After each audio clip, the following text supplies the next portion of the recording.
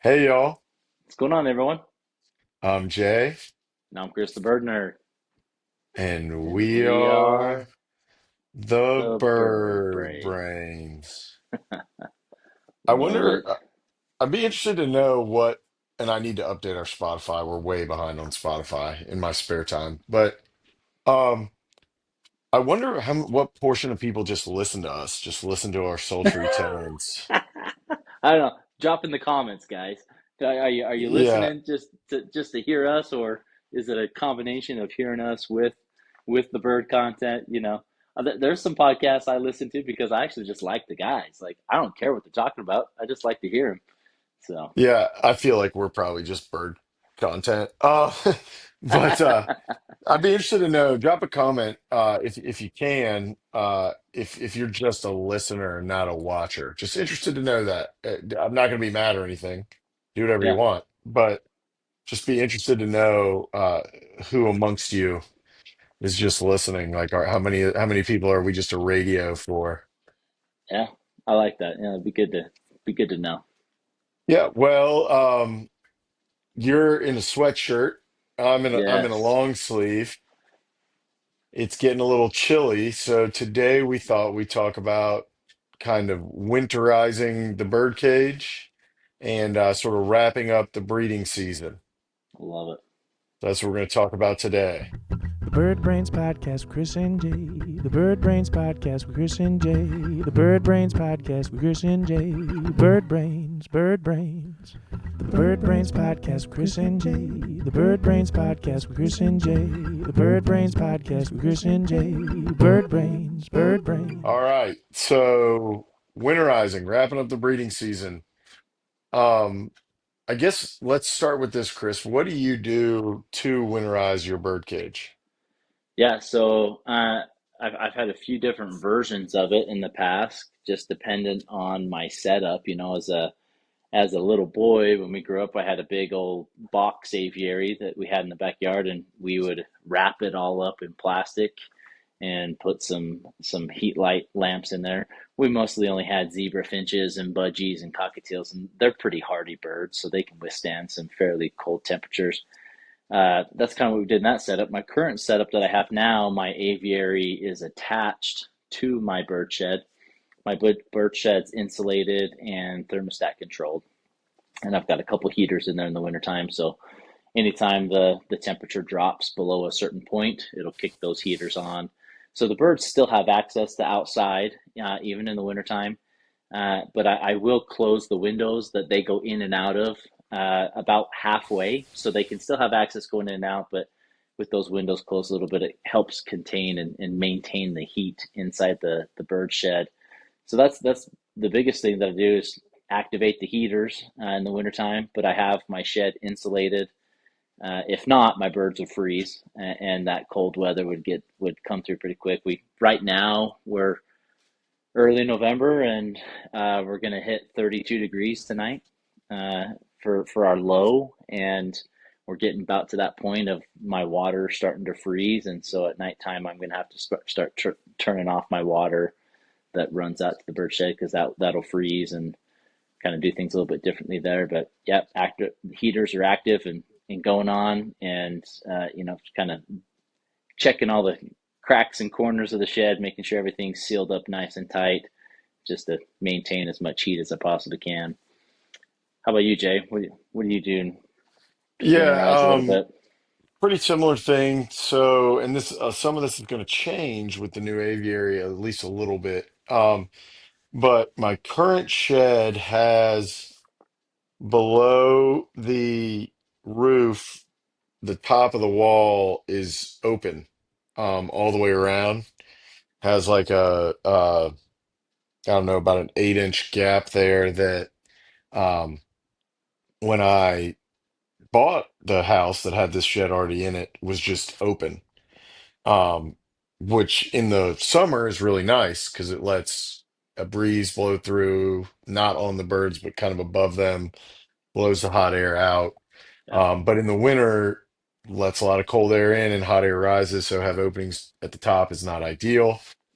So I seal those up with, yeah, thick mill plastic. And then the outside of my actual aviary, I put up. the same plastic sheets I use for my roof, and then I heat the outdoor section and the indoor section. Um, and my biggest problem this time of year is the toughest time of the year for the birds, really. It's not when it's actual winter and it's not when it's actual summer. It's right now because during the day here, and I live in Mobile, Alabama, so like really lower Alabama, very close to the Gulf of America or Mexico, whatever you want to call it, really close to the ocean.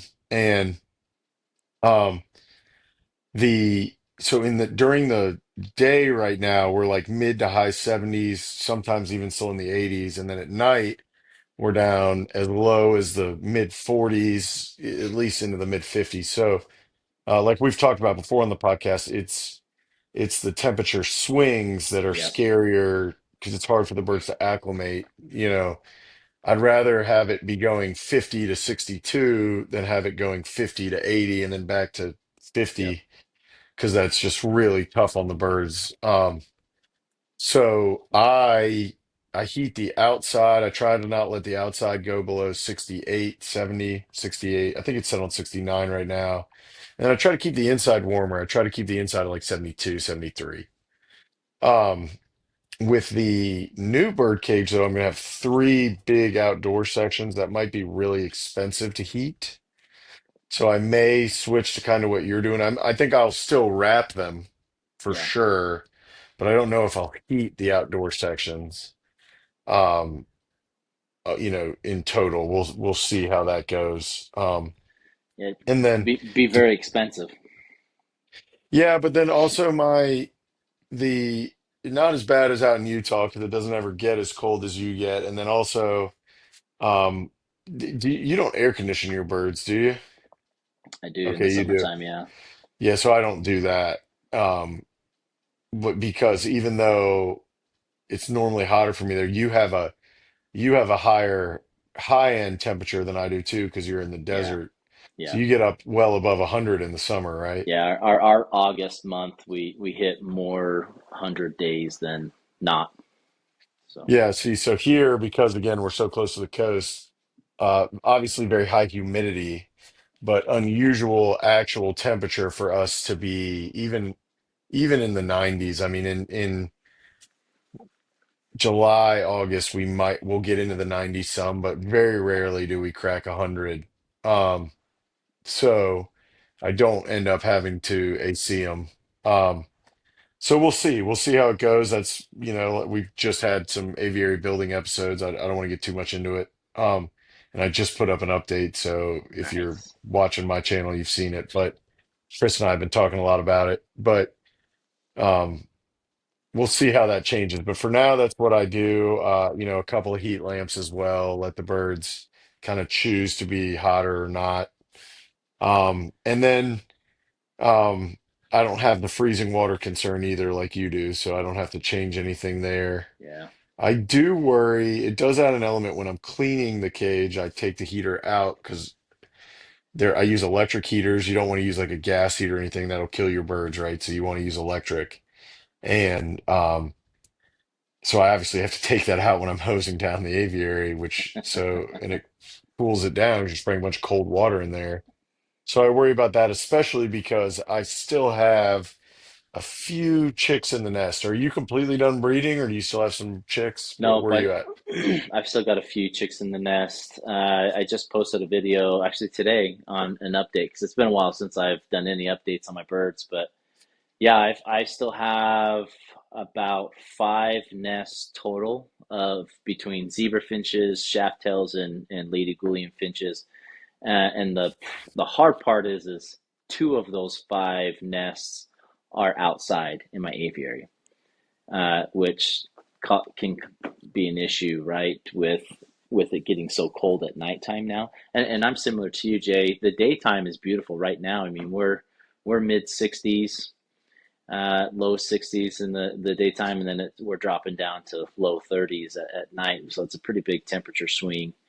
And I probably lose more birds in the fall time than I do at any time during the year for two reasons, right? Those big temperature fluxes, which my females are still wanting to breed because the daytime we're getting warm enough temperatures that they're still wanting to breed, and then it gets cold really quick and they get egg bound quite rapidly. And so egg binding is a big issue for me in the fall time. And then having chicks outside in the nests when it gets at nighttime. I don't worry as much if they've got like 3 to 5 chicks in the nest. They actually do a pretty good job keeping each other warm.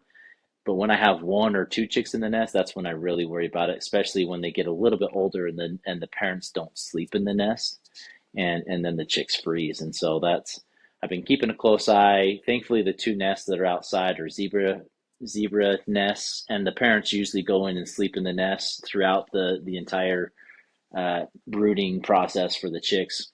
So I'm not terribly concerned, but the moment those chicks fledge, I'm pulling the nest down so that I don't have birds trying to breed again because it's too cold now. Yeah, that's what I was going to say. So some of your northern Australian finches, which zebras are a nationwide finch for Australia, but your shaft tails, but especially your Gouldians, your paired Goulians, finches, which are northern Australia and then out into the islands, they typically about day 10, they stop brooding, which brooding is after the chicks hatch, the mom's still sitting on them, giving body heat. Um, and so they'll stop brooding about day 10, but the birds really, they're in pin feather starting around them, but they don't really get their feathers in until like day like 15. yeah, And even, especially with Gouldians, that they don't have down. So I've lost a lot of birds in that little transition there. yeah, Some of the things I've done to avoid that are, like I said, I mean, I'm heating the aviary now, but even before I wrap it, anywhere, because if you think about it, the average body temp for most of these birds is like higher than humans. They have a higher metabolism, higher heart rate. They're up above 100 degrees Fahrenheit is where they need to be. So if you get down below like the 80s, that's the same as you spending the night outside. It doesn't sound that cold if I tell you like, hey, you're going to spend the night outside tonight, it's 45 degrees. It yeah. doesn't sound that cold. But I guarantee you, if I put you outside naked and it's 45 degrees, you're going to find out that by the morning, you're going to be really cold. And So, borderline hyperthermia. I mean, even yeah, even at those temperatures. So or even worse, right? So, right, 70 degrees for a bird that really needs to be, 85 plus, that's tough. So, I'll even stick like a space heater right under their nest and let the heat waft over their yep. nest all night. I have done that in the past, especially with the Hmm. nests out in the aviary. If it's Goulian finches or parrot finches, I'll put that heater underneath, and then I also while I have chicks in the nests and fledging these next several weeks, every night right before the sun goes down, I'll go out and check the nest, and if any babies have flown out to the aviary, I'll catch them and put them inside. The adults, they know at dusk time, and especially when it's getting colder like this, they'll go inside the shed. They're smart enough that they'll go in the evening time where it's warm. But some of those new chicks, they don't know that after they've fledged, and so I'll catch them, bring them inside for the nighttime so that they stay warm, just to prevent them from getting cold and dying as well. Right, and another thing, I'll be interested, Chris, if you do this, but just in general, I do not. Let's say I have a clutch, like I have an example of this right now. I have a starfinch clutch, which knock on wood, I've been having starfinch babies all years, have not fledged one. But I have a clutch now that's 3, and the mom is sitting really tight, and I feel good Nice. about it. And it's funny because her nest is right by the door, but she's sitting tight. Even when I'm in Good. the aviary, she stays in there. So. Um, but these, I lost my train of thought here. Oh yeah, okay.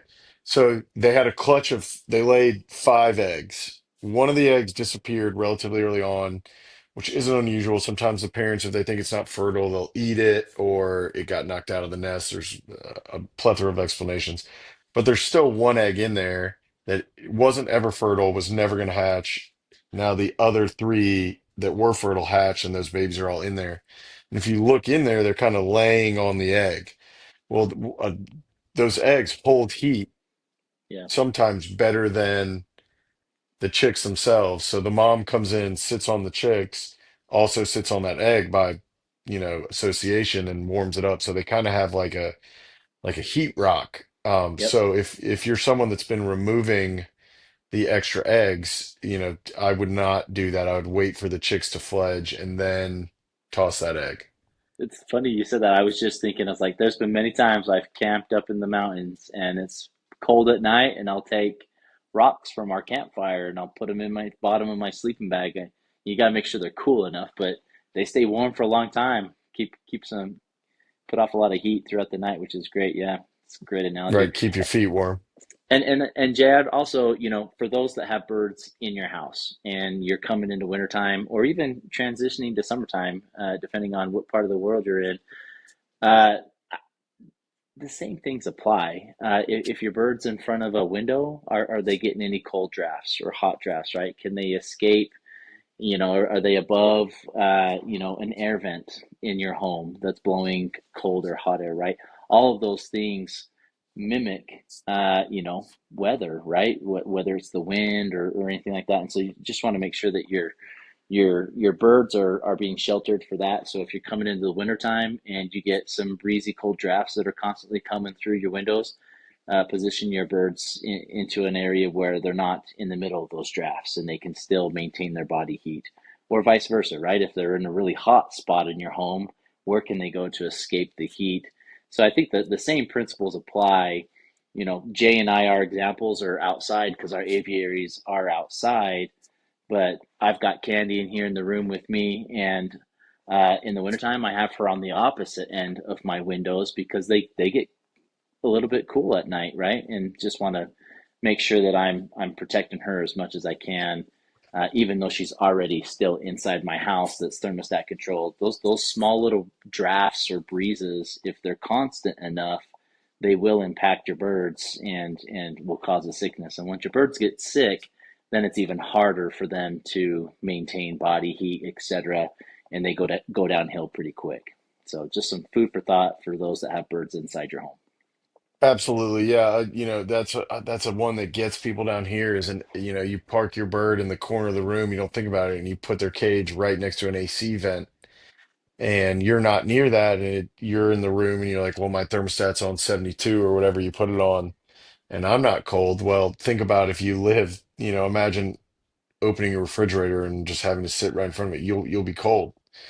So yeah, don't I guess that's kind of an overarching theme of this is like, try to give your birds the choice of how warm or cold they want to be, to an extent. You want them to be acclimated and all those things, but don't force your bird to be too cold or too hot, Yeah. right? And you could do it. I could do it with the space heater now by accident, right? And like kind of cook a bird if I had it pointed right at one bird's cage and they couldn't get away. Well, 105 isn't going to do them any good either. Right. So just Exactly. got to be conscious of those things.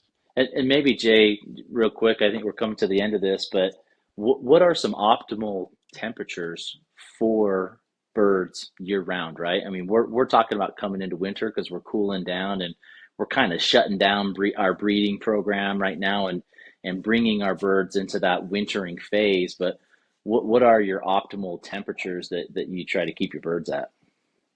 Well, and it would vary a little bit for me, right? Because I have some birds like your canaries are kind of subtropical. They're very comfortable down below freezing, really. I mean, they're the Canary Islands, if you look at where they are on a map, their climate is right around where ours is, right? So if the wild birds around my house are comfortable, then so would the canaries be. And in fact, they have a hard time when it gets a little bit hot around here sometimes. But um then you have your tropical birds like your parrot finches. Their natural habitat really doesn't get below like 75 ever, right? In the middle of the Pacific Islands. So it's a balance. But if I had to pick the perfect temperature for the birds, everything else, no other factor, I'd probably say like 78 to 80 is probably where I try to keep all my birds. If I had a like we did that fun episode last year, I think the dream aviaries. If I Hmm. had like a giant room that was the aviary, I would try to keep it.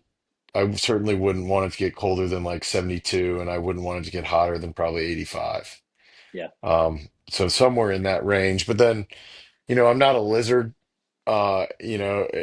for an inside bird, if I live like and had a bird inside, I'm not going to have my house on 80 to keep the bird comfortable. But there's some My alternative wife would love options. to have the house at 80 in the wintertime. Yeah, no, my wife's the opposite. She likes it cooler. Like I sometimes have to fight with her because it'll be down to like 63 in the house in the morning. I'm like, we can't turn the heat on. She's like, no, it's nice. Oh Like, you're man, that's crazy. You're an Eskimo.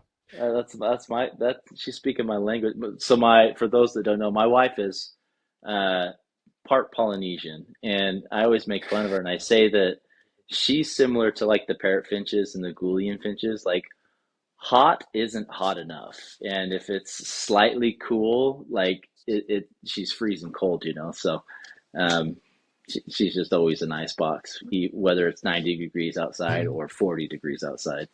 So. My grandpa was like that. He wore a sweater year round. It was so funny. And In I'm in the shorts shoveling snow, so that's usually how I eh, am. So yeah, even in the like in the summer he would switch to a sweater vest, but he always had I a layer on. So funny. Be love like it. 100 degrees, he'd still have a sweater on. I love Um, it. but yeah, so I mean, I think it's one of those things where it varies a lot by what species you have, what your setup is. Obviously, someone who keeps birds inside, if you keep your house between like 68 and 72 year round, your birds will acclimate to that. They'll be fine for the most part, as long as they're not getting hit by drafts or sunlight through a window all the time, or a heat vent right there, right? Outside birds, you want to try to minimize the swings. I have found, especially with like your African species, if they start getting below 50 degrees, you run into big problem, egg binding, other issues Yeah, right away. So I try, as a general rule, to keep, I try to stay above 68, 70, 65, and below 100, right? Somewhere yeah, in there year round, and you're doing okay.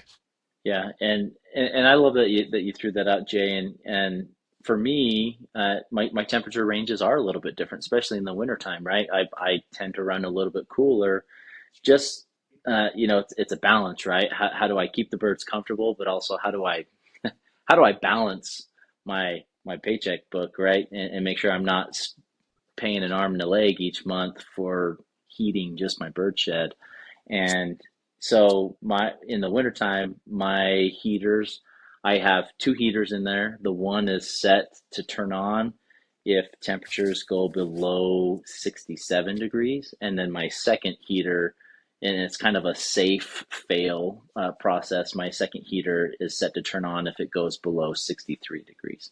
So it's if it gets cold enough outside that the one heater isn't doing the job, then after a few degrees, once it drops, that second heater will kick on. And then if one of the heaters fails, I at least have a backup of one still functioning. Um, but the birds do acclimatize, and the my lady Goulians, they don't love the cold. When it's wintertime, rarely will I see them out in my aviary. They'll spend most of the time inside the shed where it's heated. Surprisingly enough, my parrot finches, I've seen them out playing in the snow and taking baths when it's snowing. But they're quick to go back in because they are a tropical bird, and so just knowing those temperature ranges and making sure that you get it right, like Jay said, drafts and those rapid temperature changes, that's where it's going to harm your birds the most. And just making sure that if you got some pretty quick temperature changes up and coming, make sure that you've got a heater set up, or you've got a place where the birds can shelter away from any drafts or damp areas, things like that. And they should be okay. They can acclimatize year round. I've got several pictures of my birds out eating the snow in my aviary as it's snowing and having a great time. But they always have a warm place to come back to, right? I've given them the freedom to choose. Do I want to go out into the cold, or do I want to stay warm inside the shed? One last thing, and then we'll talk about some products and some sponsors. This seems counterintuitive, but do not take away your bird's bathing ability in the winter. They bathe to remove parasites and stuff like that, but they also bathe to keep their feathers in good condition. So if the bird can't take a bath, then they have a harder time staying warm. It sounds counterintuitive. You're like, oh, won't they be wet and cold? Yeah, for a minute, but it'll help them get their feathers and their down feathers and everything set for the night. So it's very normal for me, even when it's pretty cold in my aviary, to see even the tropical birds go take a bath, but they're actually doing that to stay warmer, Yep. if that makes sense. Yep. So I agree. so still let them take a bath. Make sure you're providing baths at least a couple of times a week. Yeah. All That'd be right. awesome. I've sold some of these. Have you sold any yet, Chris? I haven't really promoted them much, I'll be honest with you. So no, Okay. I have not. I sold a couple of it. So we got these nests, right? They are the I think it'll show up better there. There Yeah, you the go. Bones Bones birds. birds, which is Tony Arnold down in Australia. He's come up with these, and he has some new versions of these that we might get a hold of eventually, and some other versions we haven't had made in the States yet. But we have your short neck nest that replaces like your classic woven nest, and then your long neck, which is the same thing, but with a little perch mount and then an access tube. And this is really for your Gouldians and your parrot finches that like having an entranceway. Yep. But they are made of pet safe, dishwasher safe plastic, and very affordable if you think about it. So these will last just forever. They're 3D printed. They have great vents to help them stay clean. And then when after, a clutch or the season, you can just throw them in the dishwasher and they're ready to go again for next year. Whereas if you have the traditional woven nests, you're tossing them and then you're dealing with chicks getting stuck in there and they grow mildew and all kinds of stuff. So these are the future. Yeah. And I've got like you actually, I think I have 5 active nests and 2 of them are in these. So Nice. looking forward to seeing my first results out of these, but I think very highly of these. I've Chris and I both have multiple videos on Nest boxes and that, but great option. So if you're over on the west side of the United States, reach out to Chris. He's your guy. If you're over east of the Mississippi, give me a holler. But we have a green and a tan in both the short and the long. Yeah. So whatever suits your particular fancy, give us a shout. Yeah, reach out to And us. then Even if you're like me and coming, or NJ, and coming out of breeding season, stock up on them. My goal next year is in the springtime. That's I'm going full force, bones, birds, nests in my aviary and for my bird setups, and really excited about it. So it's gonna be good. and then I got some New Zealand stuff. Can't forget Oh about our awesome yeah, partner, New Zealand. This is stuff that either came in the perch box or just shipped separately. Chris holding up the perch box, which is a monthly subscription box. It'll have some of the same stuff recurring, and then some cool treats and toys and such. this One of one's the a things, full one, Jane. Look at all that. You get tons of stuff in yeah, there, guys. yeah, and some nesting material, which that my birds love, that crinkle paper. Yes. So these are 2 of the things I got this month. So just some little cuttle bones, which you can also get non-natural cuttle bones. Some people get freaked out by having a natural thing, but calcium, beak trimming and shaping. Every bird should have access to cuttle bone all the time. This isn't a One every of once in a while treat. one of the most important things you could put in and Mhm. provide for your birds year round, even if you never see them eat at it, always have it available because your birds are using calcium so much, especially your hens when they're laying eggs, etc. In the wintertime, mine, they go through calcium almost just as much as they do in the breeding season because they're replenishing their calcium deposits within their bodies. Right. One of the 4 things I always have available to my birds, right? So food, water, cuttle bone, and then I also always have an iodine salt lick available, which we can talk about in another episode. And then I got these things. I don't know. They're made of wood, and I don't know. Somebody tell me. I don't know what kind of wood this is, and I also don't know if it naturally grows like this and it's just been trimmed or it's been man-made. but these are like little shreddable little mini wood balls made of all it, I don't know if you can see on Yep. camera these individual little things.